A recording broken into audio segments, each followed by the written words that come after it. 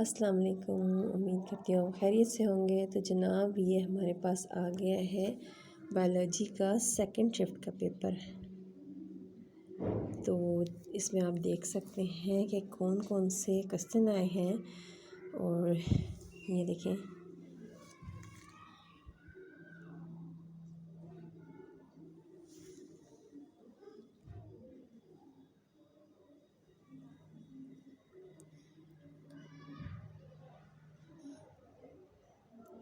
ये 9th class का paper है बायोलॉजी का।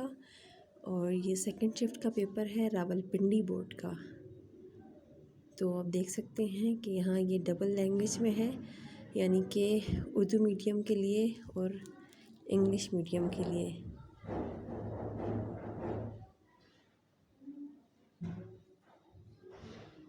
तो उम्मीद करती हूँ ये आपके लिए हेल्पफुल रहेगा फॉर नेक्स्ट ईयर। इसके मार्क्स ये हैं टोटल।